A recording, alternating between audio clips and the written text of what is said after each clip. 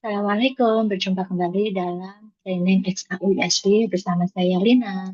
Nah, kali ini kita mau membahas news-news penting yang berpotensi akan menggerakkan harga XAU USD.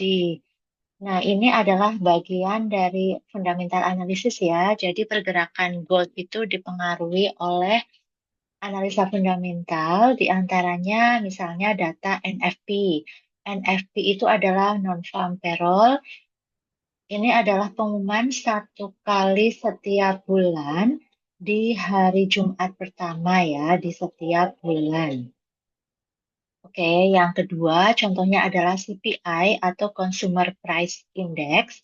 Ini adalah data inflasi.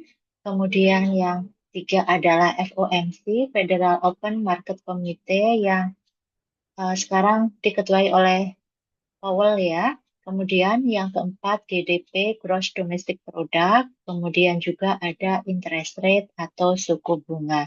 Ini adalah 5 contoh ya, informasi penting yang biasanya akan menggerakkan USD ya, mata uang USD, penguatan atau pelemahan mata uang USD dibandingkan dengan mata uang lain dan tentunya ini akan mempengaruhi gold seperti itu karena gold adalah safe haven asset ya, di mana ketika ada pergolakan harga USD itu pasti berpengaruh terhadap gold.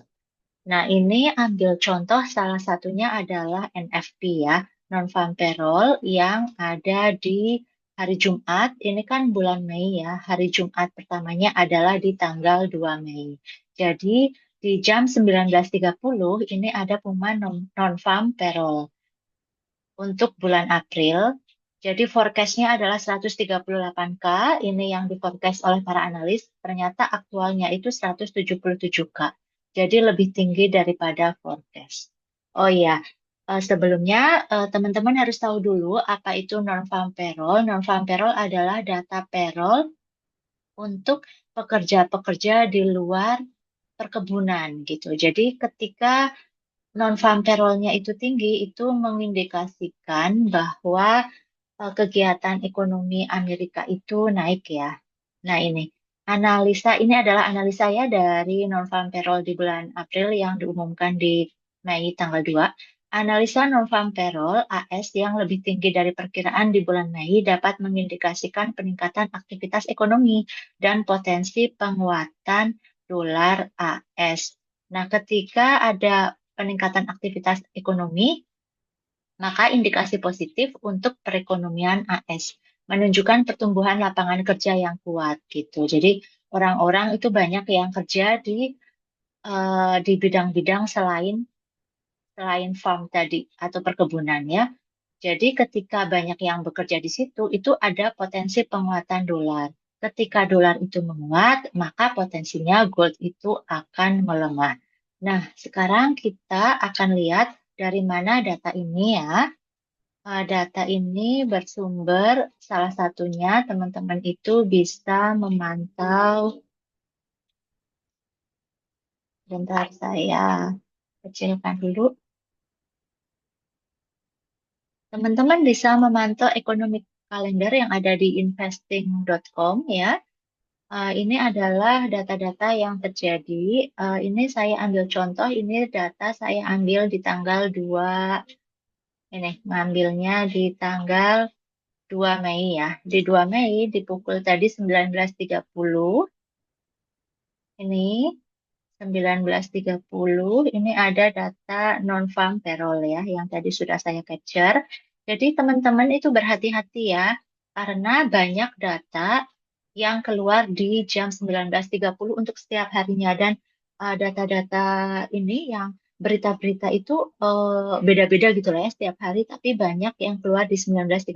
Jadi saya saranin untuk trader pemula nggak usah trading di sesi malam gitu ya, karena banyak news-news. Ketika kita belum mampu untuk menganalisa, takutnya kita jadi sering SL atau cut loss di trading di malam hari.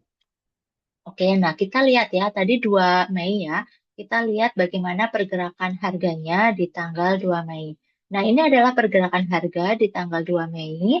Saya ambil tadi yang 19.30 ya, saat terjadi non-farm payroll. Tadi kan non-farm payroll-nya datanya itu lebih tinggi daripada konsensus ya, yang artinya itu terdapat peningkatan aktivitas ekonomi, potensinya dolar itu menguat. Nah, gimana dengan gold? Nah, potensinya gold itu akan melemah. Nah, ini kelihatan ya, kelihatan ini langsung drop gitu ya. Ini langsung drop. Ini garisnya saya buang dulu. Kita cek dulu ya berapa poin dropnya si emas ini ya dari sini ke sini. Nah, kita lihat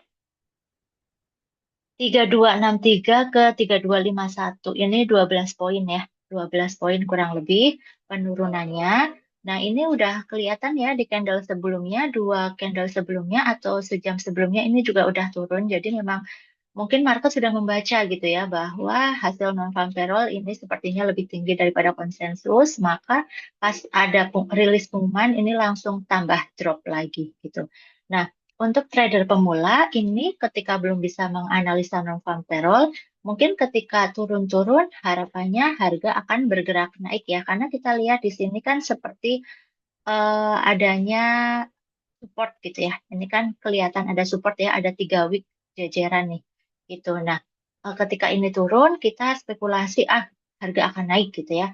Nah, ternyata malah kita udah beli buy gitu ya. Misalnya asumsinya di tengah-tengah ini di sini kita buy gitu ya, eh, ternyata langsung ke bawah turun gitu.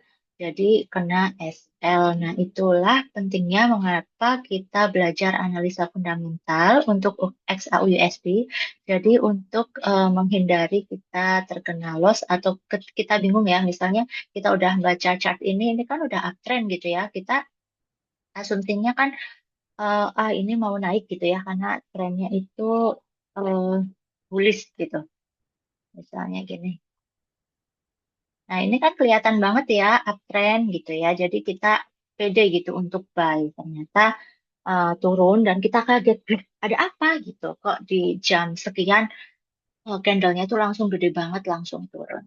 Seperti itu adalah contoh bagaimana kita menganalisa analisa fundamental ya. Jadi saran saya teman-teman,